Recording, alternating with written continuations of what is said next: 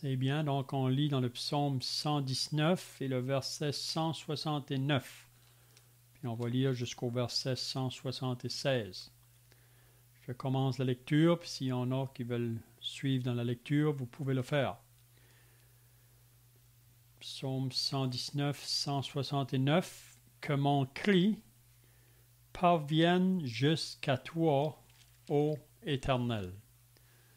Donne-moi l'intelligence selon ta promesse.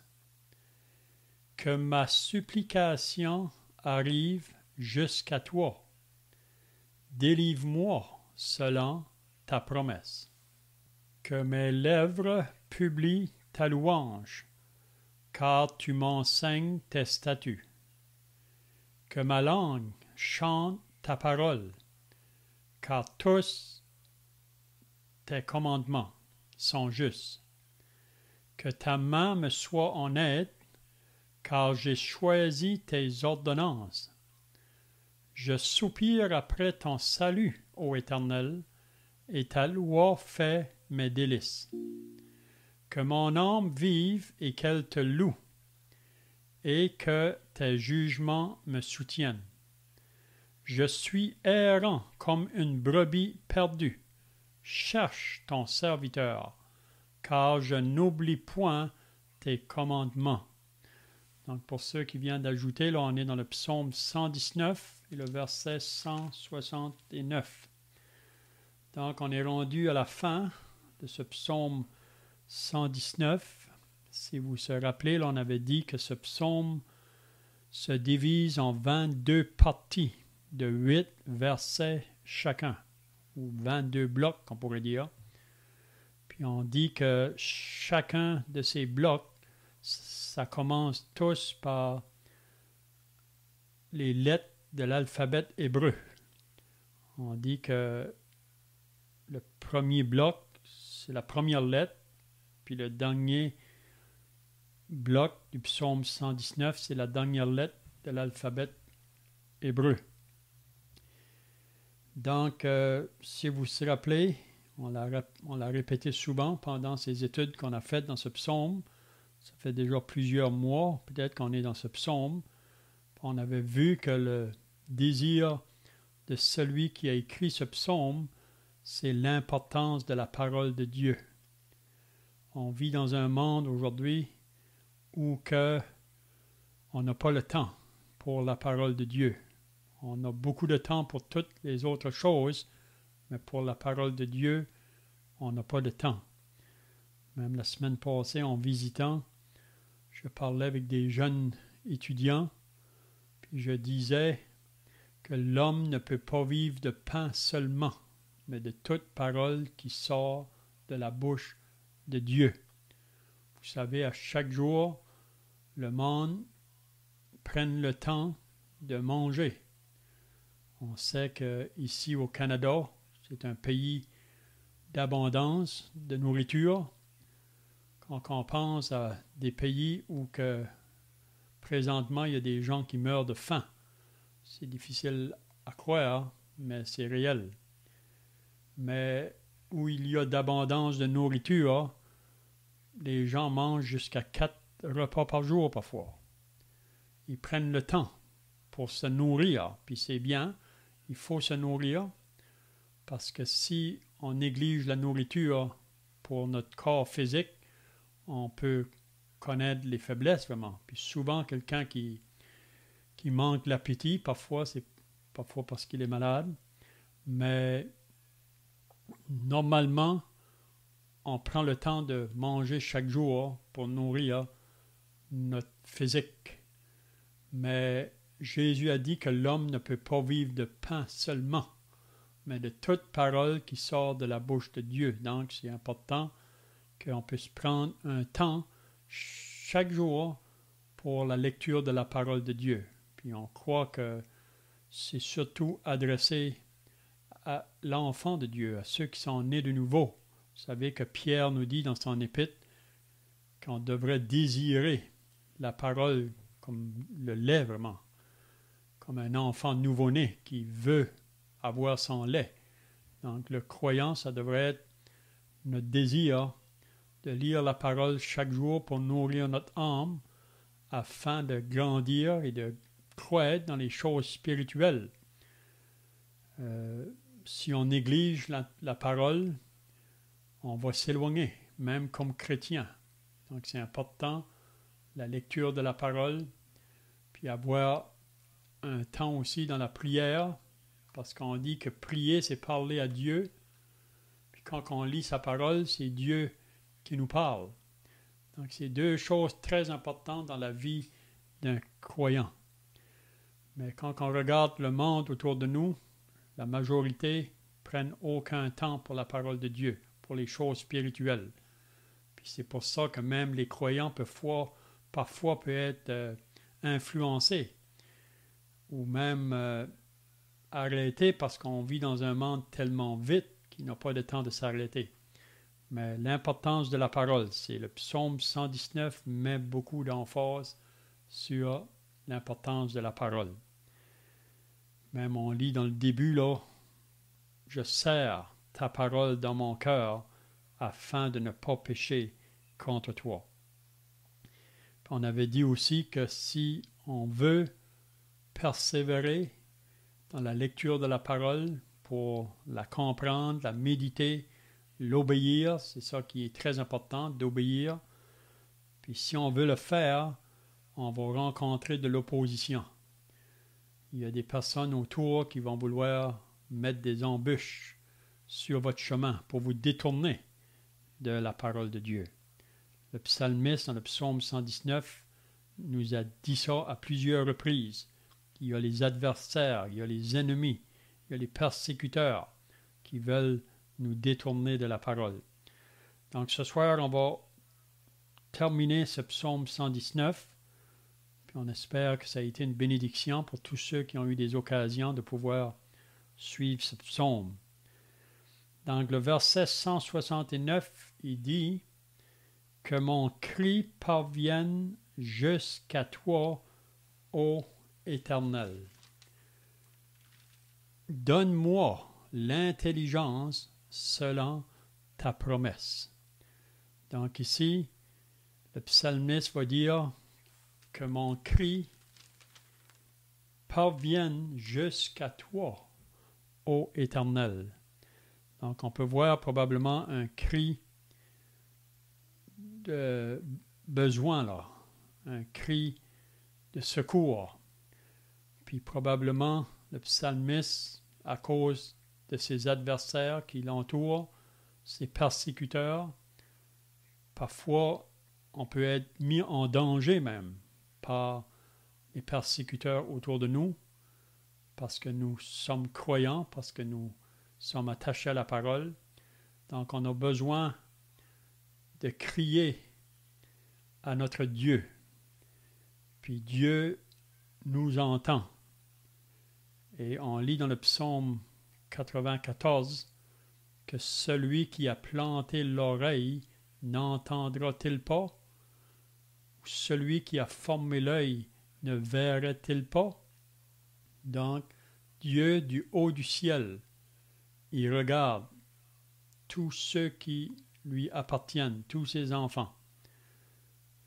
On a l'exemple même, si vous vous rappelez, quand que Jésus était avec ses disciples, puis ses disciples ont pris la barque pour traverser à l'autre bord, pendant que Jésus, lui, allait renvoyer la foule. Puis après que Jésus a renvoyé la foule, nous lisons qu'il a monté sur la montagne pour prier. Puis pendant que Jésus priait, les disciples en bas, dans la mer, la tempête est venue, une grosse tempête. Puis les disciples vraiment ont pensé qu'ils allaient périr. Mais Jésus du haut de la montagne voyait ses disciples dans leur état où ils étaient. Puis ça nous dit que Jésus est venu vers eux en marchant sur les eaux, si vous vous rappelez, dans Jean chapitre 6. Jésus est venu en marchant sur les eaux. Puis quand que les disciples ont vu, ils ont cru que c'était un fantôme. Ils ont été saisis d'une grande frayeur. Puis Jésus a dit, n'ayez pas peur, c'est moi. Puis Pierre a dit, Seigneur, si c'est toi, ordonne que je marche sur les eaux. Puis le Seigneur a dit à Pierre, viens. Puis on peut penser quand que Pierre a mis son pied dans la mer pour marcher vers le Seigneur, c'était vraiment un pas de foi, un pas sur le commandement de Jésus. C'est ça la foi. Jésus nous appelle, on doit l'obéir. Puis on voit que Pierre a commencé à marcher sur les eaux. Il allait vers Jésus. Puis ça nous dit qu'à un moment donné, le vent, Pierre a commencé à regarder autour. Il a enlevé ses yeux sur Jésus. À ce moment-là, il a commencé à caler dans l'eau. Puis là, le Seigneur a étendu la main. Puis il a sauvé. Il a mis dans la barque. Dans le temps de détresse, on peut crier à Dieu, puis il va nous entendre. Donc, avoir notre main dans la main du bon berger, c'est là qu'on va être tranquille. Vous savez, une brebis qui est tranquille, c'est une brebis vraiment qui reste près de son berger. Quelqu'un a dit une fois qu'un jour, une petite fille marchait avec son papa sur le long du chemin. C'était le soir. Puis elle avait le papa par la main. Mais après un certain temps, papa a juste lâché la main. Puis après qu'ils ont marché un peu, après là, le papa s'en aperçut que la petite pleurait. Il a dit, pourquoi tu pleures? Elle a dit, j'ai peur. Mais papa a dit, mets ta main dans la mienne. Puis ensuite, il lui a demandé par la suite, est-ce que tu as toujours peur? Elle a dit, non, papa, quand ma main est dans la tienne, je n'ai pas peur. Donc, c'est pour nous dire que le Seigneur est toujours présent.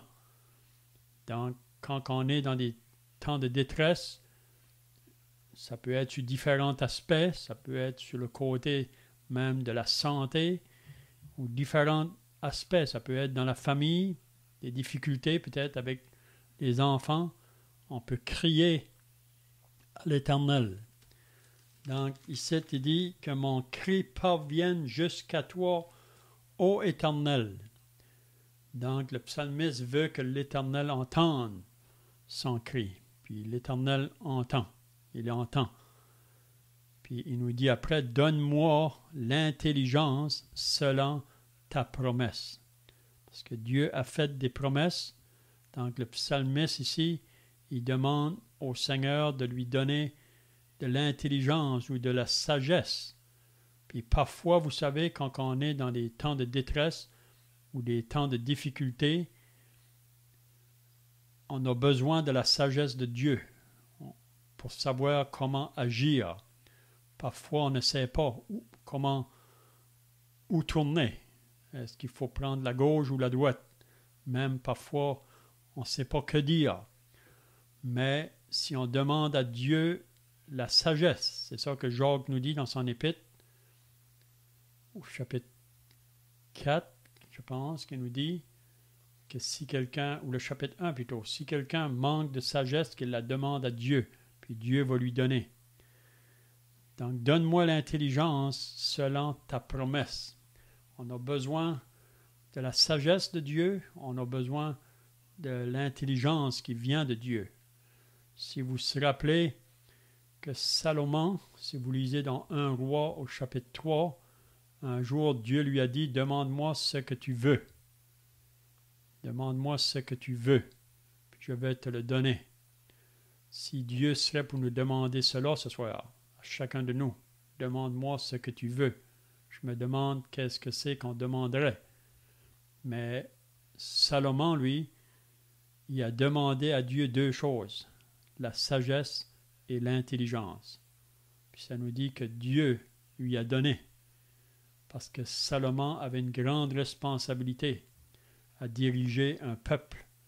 Puis c'est ça qu'il a demandé à Dieu, la sagesse, l'intelligence. Mais ça, c'est la sagesse de Dieu et l'intelligence de Dieu, et non pas la sagesse des hommes. La question est demandée dans le livre de Job, chapitre 28, d'où vient la sagesse et d'où vient l'intelligence? Puis la réponse est que la sagesse, c'est la crainte de Dieu. L'intelligence, c'est s'éloigner du mal. Si vous voulez, on pourrait lire dans le psaume 61, qui nous parle aussi concernant que mon cri parvienne jusqu'à toi. Donc ici, c'est un cri qui demande à Dieu pour la sagesse ou l'intelligence pour savoir comment agir dans les circonstances. Mais on lit le psaume 61, si vous voulez regarder là, et le verset 2, c'est David qui dit « Ô Dieu, écoute mes cris, sois attentif à ma prière. Du bout de la terre, je crie à toi, le cœur abattu. Conduis-moi sur le rocher que je ne puis atteindre, car tu es pour moi un refuge, une tour forte en face de l'ennemi. » Donc ici, on voit David qui crie à Dieu face à ses ennemis. Donc, ô Dieu, écoute mes cris, sois attentif à ma prière.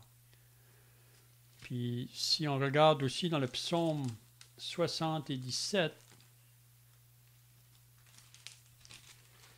le psaume 77, le verset 1, c'est un peu la même pensée. Ici, c'est le psaume d'Asaph. Qu'est-ce qu'il dit au verset 2? Ma voix s'élève à Dieu et je crie. Ma voix s'élève à Dieu et il m'écoutera. Donc ici, le psalmiste ou Asaph a la certitude que s'il fait entendre sa voix à Dieu, Dieu va l'écouter. Au jour de ma détresse, je cherche le Seigneur. La nuit, mes mains sont étendues sans se lasser. Mon âme refuse toute consolation. Je me souviens de Dieu et je gémis, je médite et mon esprit est abattu. Donc on voit ici un homme qui est abattu, mais qui crie à Dieu, puis il est certain que Dieu va l'entendre. Même dans le psaume 120, juste après là, on lit encore la même chose. Il dit « Dans ma détresse, c'est à l'Éternel que je crie et il m'exauce. Éternel, délivre-moi, délivre mon âme de la lèvre mensongère, de la langue trompeuse. » Donc ici, on voit encore, dans ma détresse, je crie et il m'exauce. Donc, c'est une parole qui peut nous encourager ce soir si vous êtes dans une condition de détresse ou une condition difficile. On peut crier à notre Dieu, puis il nous entend. Si on lirait dans l'Épître aux Hébreux, on voit la même chose. Au chapitre 4, peut-être qu'on peut le lire. Hébreux au chapitre 4. L'auteur de l'Épître aux Hébreux parlait à des croyants qui passaient par des grandes difficultés, des grandes persécutions. Il dit au chapitre 4 et le verset 14, « Ainsi, puisque nous avons un grand souverain sacrificateur qui a traversé les cieux, Jésus le Fils de Dieu, demeurons fermes dans la foi que nous professons. Car nous n'avons pas un souverain sacrificateur qui ne puisse compatir à nos faiblesses. Au contraire, il a été tenté comme nous en toutes choses, sans commettre de péché.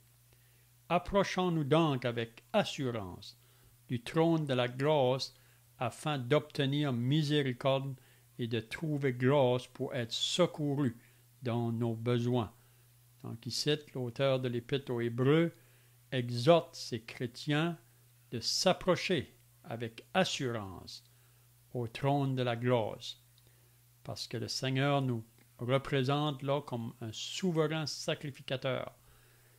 Il peut nous comprendre parce que lui-même a été tenté en toutes choses. Donc c'est pour ça qu'il peut venir à notre aide. Donc il ne faut pas avoir peur de s'approcher de lui dans nos temps de détresse. Donc je ne sais pas si quelqu'un a des questions ou des pensées à ajouter ici, là.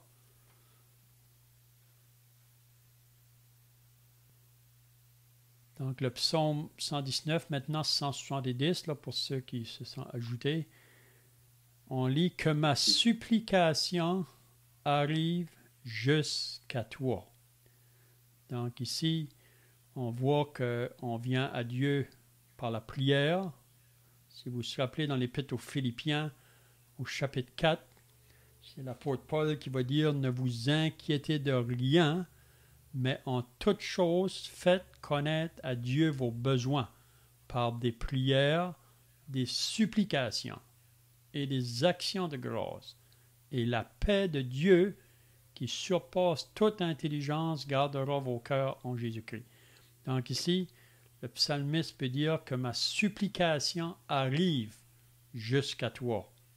Donc il veut que Dieu entende sa supplication. Mais comme on vient de dire, Dieu entend. Si un cœur s'approche de lui pour un besoin quelconque, dans la détresse, il va nous entendre. Délivre-moi selon ta promesse. Donc on voit le psalmiste qui demande la délivrance.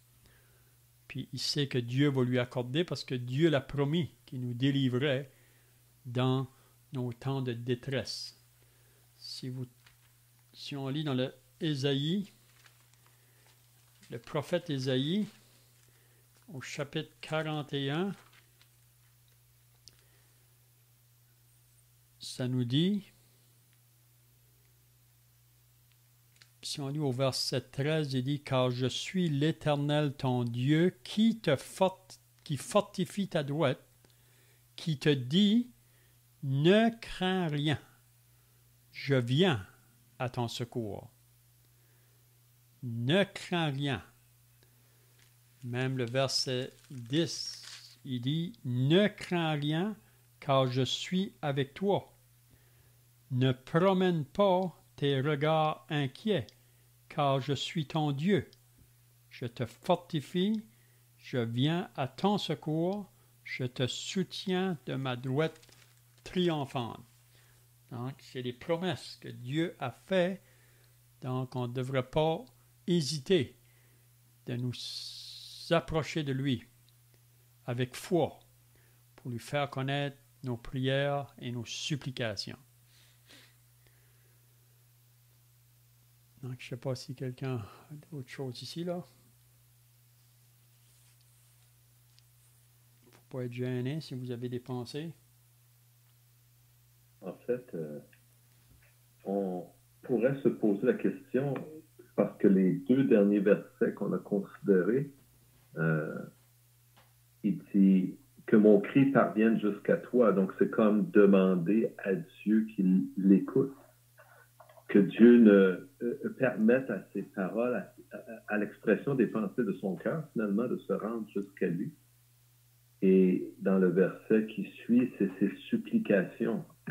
Donc, c'est la même chose, c'est que il veut que Dieu permette à cela de se rendre jusqu'à lui. En tant que chrétien, on peut trouver relativement, on va dire, standard ou normal de penser que Dieu nous écoute, que Dieu est attentif à nos besoins ou à nos demandes ou à quoi que ce soit. Dans la pensée chrétienne, en fait, c'est quelque chose qui est très répandu.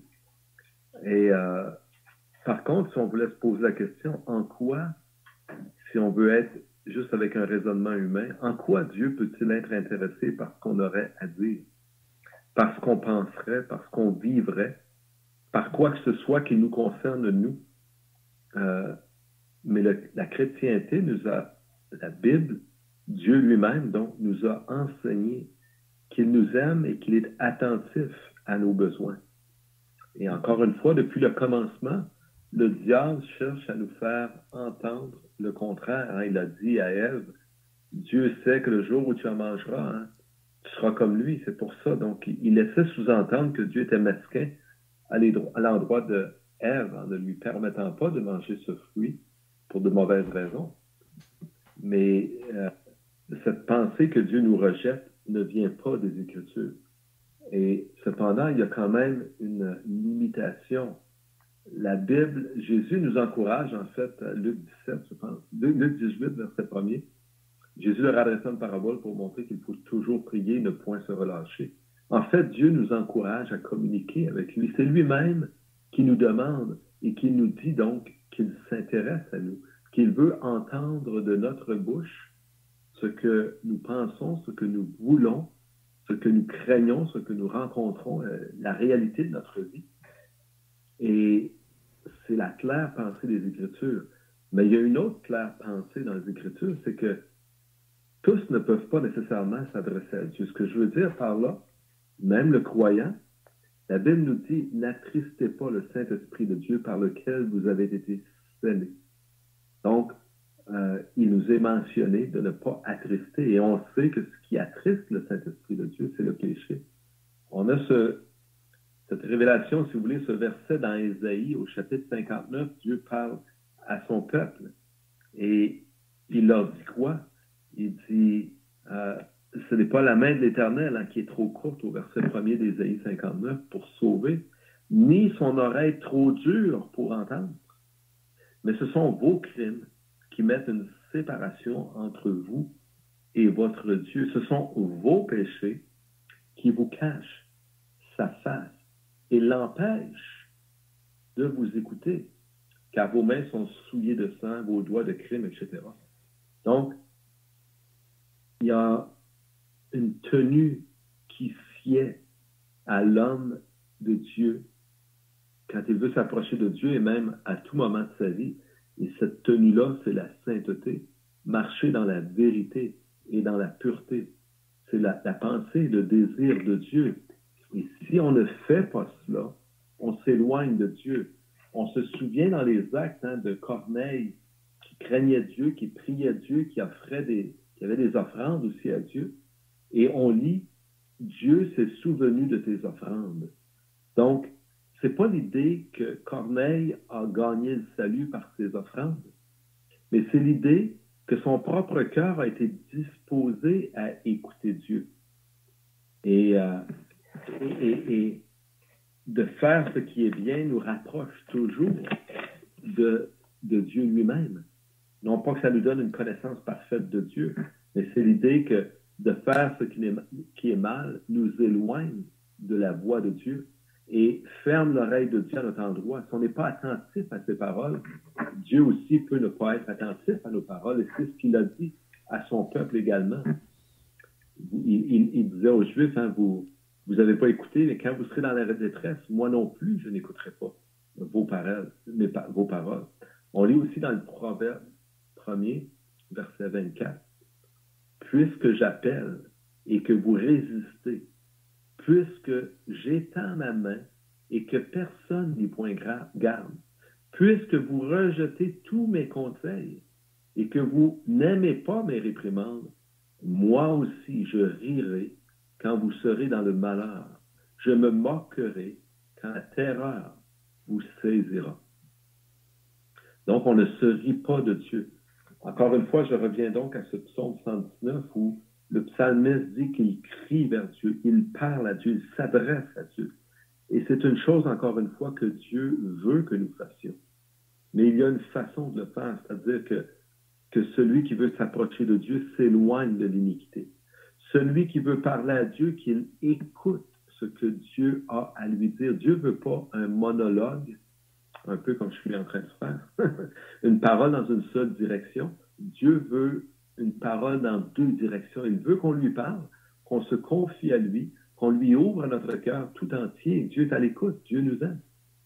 Mais Dieu nous demande aussi de l'écouter, de prendre en considération, pleine considération, je devrais dire même, sa parole qu'il nous a donnée. Et c'est un peu ce que le psalmiste dit aussi dans dans ce psaume qu'on est en train de considérer comment il aime la parole, comment il garde les commandements et les statuts de l'Éternel. Donc, c'était juste pour ajouter ce commentaire de l'importance d'une marche dans la sainteté devant Dieu. Encore une fois, ce n'est pas l'idée que cette sainteté nous achète le salut, mais cette sainteté nous ouvre la porte à une pleine communion avec Dieu et nous donne cette confiance lorsqu'on s'adresse à Dieu, que Dieu porte attention. Et si on avait cette sainteté de Jésus-Christ, on se souviendra, c'est dans Luc, je pense, chapitre 16, je ne suis pas sûr, là, 14, je ne me souviens plus, mais quand Jésus a ressuscité Lazare, on sait qu'il a prié Dieu, hein, qu'il a dit, pour moi, je sais que tu m'exauces toujours. Et Jésus avait cette parfaite communion avec Dieu, il n'avait aucun péché dans sa vie, et il pouvait donc avoir cette parfaite assurance. Je sais que tu m'exauces toujours. Pour nous, nous sommes encore dans la chair, nous sommes encore dans la faiblesse, nous tombons parfois. Il est bon qu'on se relève et qu'on revienne à Dieu, et Dieu va nous accueillir, va nous pardonner et rétablir cette communion, cette pleine communion qu'il désire avoir avec nous. Donc, on peut avoir, juste en conclusion, cette assurance que nous avons non seulement le droit et le privilège de parler à Dieu, mais que c'est la volonté de Dieu que nous le fassions. Et ça devrait être un exercice journalier, vraiment, de vouloir nous approcher de Dieu en tout temps, hein, parce que c'est ça que Paul dit dans l'Épître aux Philippiens, là, de s'approcher de lui avec tous nos besoins, petits et grands, parce qu'on vit dans un monde aujourd'hui où on s'approche de Dieu quand on est dans des difficultés. Mais souvent, après que Dieu retire la difficulté, on oublie Dieu. Mais le croyant ne devrait pas marcher de cette manière-là. La vie du croyant de chaque jour devrait être dans l'exercice là, de faire connaître nos besoins à Dieu en tout temps. Et puis vraiment d'apprécier, de rendre grâce à Dieu quand il répond à nos besoins. Je crois que nos prières sont toujours répondues, mais c'est toujours que ta volonté soit faite. Mais pas venir à Dieu comme dans le monde aujourd'hui, on crie, mais après que la difficulté est enlevée, on oublie et on s'en va de la même voie. Ok, donc le verset 171, que mes lèvres publient ta louange, car tu m'enseignes tes statuts. Donc ici, on voit encore le psalmiste maintenant de ses lèvres, il loue. Et que mes lèvres publient ta louange, car tu m'enseignes tes statuts, ou tes commandements, ou tes lois, ou tes ordonnances. C'est un peu la même pensée. Même qui va dire que ma langue chante ta parole, car tous tes commandements sont justes. Donc, qu'on puisse utiliser notre langue pour chanter la parole de Dieu. Puis ici, le psalmiste dit, car tous tes commandements sont justes. Donc, il n'y a rien d'injuste avec Dieu. Toutes les choses qu'il fait sont justes. Donc, on peut le chanter, on peut le louanger, on peut apprécier vraiment ce Dieu qui veille continuellement sur nous. Que ta main me soit en aide, car j'ai choisi tes ordonnances. Donc, encore là, son désir, c'est de faire la volonté de Dieu. Donc, il se confie en son Dieu. Il espère en son Dieu. Il sait qu'il ne sera pas désappointé parce que c'est une promesse. Même le psaume 23, hein? L'Éternel est mon berger, je ne manquerai de rien.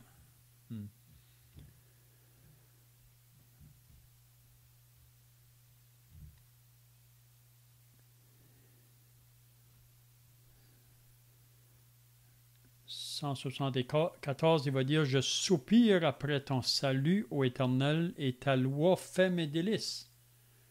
Qu'est-ce qu'il veut dire quand il dit « Je soupire après ton salut » ? De quel salut il nous parle ici?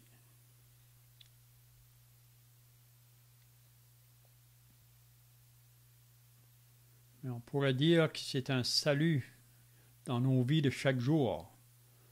On soupire après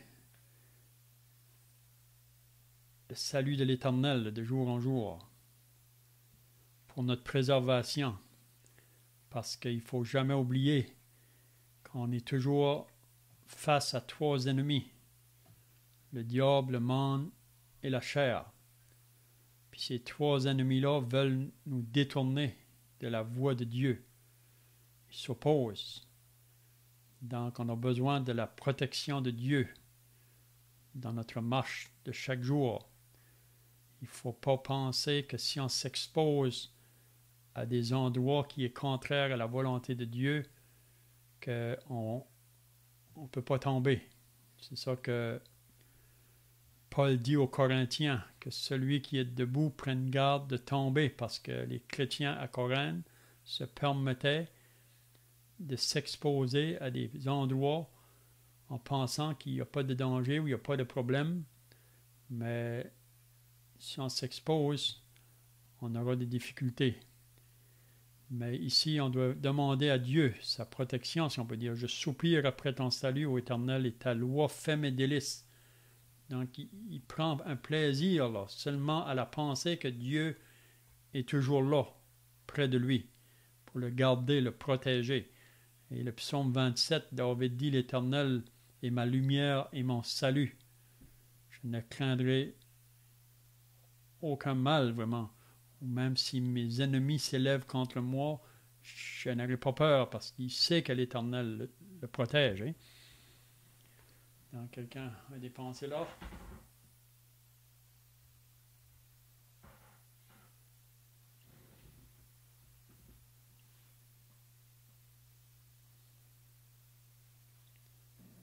J'avais une pensée en rapport avec les pensées de David, pas David, mais du psalmiste qui sont exprimées. Que mes lèvres publient ta louange, car. Donc, c'est la raison pourquoi ces lèvres doivent publier la louange de Dieu, car tu m'enseignes tes statuts. J'avais l'idée de jeunes enfants. Vous savez, comme moi, que les enfants n'aiment pas toujours aller à l'école. Ils aimeraient mieux jouer. Ils aiment bien le temps de la récréation pour jouer dans la cour d'école, pour se divertir, pour s'amuser. Donc, de se concentrer, de prendre du temps pour écouter et apprendre, ça demande un effort, c'est difficile par rapport à se divertir, à s'amuser. Mais vous aurez, comme moi avec mes enfants probablement, à certaines occasions, pris la chance de leur faire remarquer qu'il y avait d'autres gens qui étaient moins instruits, qui avaient moins de connaissances. Et ces gens-là sont souvent avec des emplois moins bien rémunérés, dans des conditions plus précaires de vie.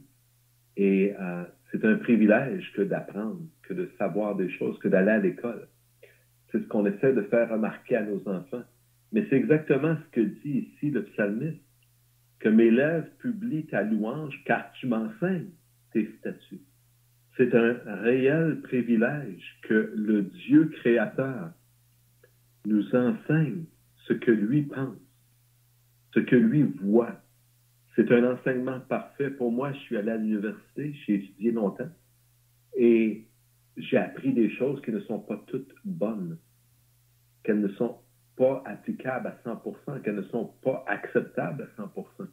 Il y a des choses que j'ai apprises qui ne sont pas vraies, mais tout ce qu'on apprend 100% de la parole de Dieu, c'est la vérité. C'est la parole de Dieu, du Dieu qui ne ment point, du Dieu qui ne peut point se tromper. Combien donc on doit louer Dieu et désirer de connaître les statuts, la parole de l'Éternel. C'est ce qu'il dit aussi au verset 172, que ma langue chante ta parole, car tous tes commandements sont justes. Donc, c'est vraiment l'idée de la hauteur, de la connaissance de celui qui médite la parole de Dieu, qui connaît la parole de Dieu. C'était la même pensée, dans le fond, qu'on avait dans le même psaume, psaume 119. Et les versets 99 et 100 du psaume 119, hein, on les a déjà vus. Je les lis juste pour mémoire, mais on peut commencer à 98. On y lit « Tes commandements me rendent plus sage que mes ennemis, car je les ai toujours avec moi. Je suis plus instruit que tous mes maîtres, car tes préceptes sont l'objet de ma méditation. J'ai plus d'intelligence que les vieillards, car j'observe tes ordonnances. » Donc, c'est toujours cette pensée de la hauteur, de la grandeur, de la valeur réelle de la parole de Dieu. Et il vaut la peine, comme le psalmiste le dit, que notre bouche, que nos lèvres louent l'Éternel et publient sa louange, parce que Dieu prend la peine de nous parler, de nous expliquer les choses, de nous corriger, de nous reprendre, de nous montrer la bonne voie, le bon chemin, de nous montrer des pièges afin qu'on les évite. Et les gens autour de moi, en masse, il y a énormément de gens comme moi autrefois qui négligent la Bible, qui négligent la parole de Dieu, qui ont entendu parler de la Bible, mais qui, comme moi autrefois, ne l'ont jamais lu pour eux-mêmes, pour reconnaître et connaître la sagesse de Dieu. Donc, c'est un réel privilège et j'en loue publiquement Dieu de ce qu'il a ouvert mes yeux à la connaissance de sa parole. C'est bien, donc on va terminer avec les deux derniers versets de ce psaume. Que mon âme vive et qu'elle te loue. Que mon âme vive et qu'elle te loue. Donc c'est toujours se tourner vers le Sauveur, le Seigneur. Et que tes jugements me soutiennent. Donc c'est lui. Même, comment je dirais, parfois, on peut manquer de sagesse là, pour savoir dans quelle direction prendre, mais je crois que si on se confie en l'Éternel, comme on a déjà dit ce soir, il va nous guider. Que tes jugements me soutiennent. Puis on termine avec 176. Je suis errant comme une brebis perdue. Donc ici, on voit que le psalmiste reconnaît son besoin là, d'être gardé par le bon berger. Parce que vous savez, la nature de la brebis, c'est de vouloir s'éloigner du troupeau ou aller dans l'autre champ. Elle a une tendance de s'égarer, la brebis. C'est notre tendance aussi. Donc, je suis errant comme une brebis perdue. Cherche ton serviteur, car je n'oublie point tes commandements. Donc, c'est qu'il veut que Dieu, comme son berger, puisse toujours veiller sur lui, parce que le berger qui veille sa brebis, là, quand il la voit prendre un chemin d'égarement, parfois il va aller la chercher. C'est pour ça que sa houlette qu'il a dans sa main, là, souvent il utilise la houlette pour diriger la brebis ou la tirer à lui. Parce que c'est notre tendance, puis c'est parce qu'il y a toujours cette nature en nous qui est contraire à celle de Dieu. Donc je suis errant comme une brebis perdue, cherche ton serviteur, car je n'oublie point tes commandements.